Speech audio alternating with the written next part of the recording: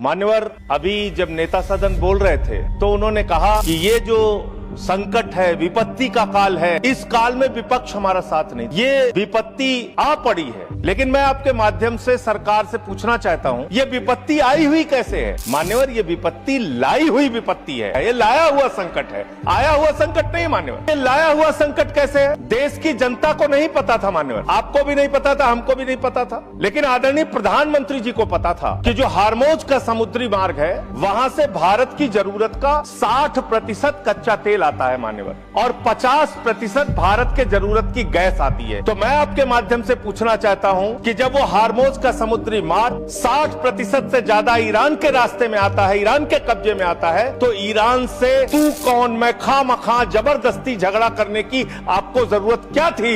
इसलिए आपने जानबूझकर देश को संकट में डाला है। ये संकट आया हुआ संकट नहीं है, ये लाया हुआ संकट है, और इस लाए हुए संकट के सबसे बड़े जो प्रायोजित किया है जिन्होंने संकट, उसका नाम है देश के प्रधानमंत्री आदरणीय नरेंद्र मोदी जी। मान्यवर, ये बात देश की जनता को पता होनी चाहिए। आपका परंपरागत मित्र है ईरान, और खुद प्रधानमंत्री ने माना है। प्रधानमंत्री जी जब गए थे ईरान की यात्रा में, उन्होंने कहा भारत और ईरान की दोस्ती इतिहास से भी पुरानी है।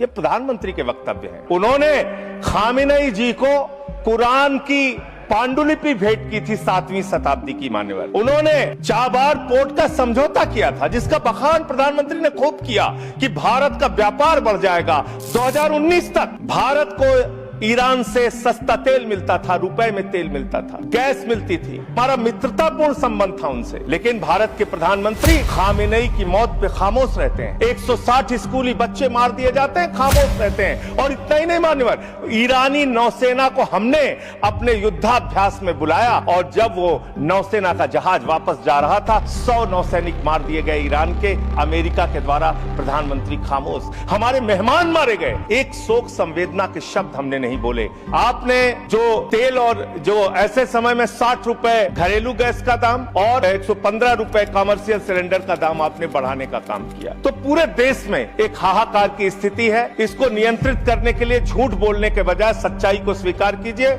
और आज जो कहा गया कि हार्मोज समुद्री मार्ग खुल गया है, गलत जानकारी सदन को नहीं देनी चाहिए।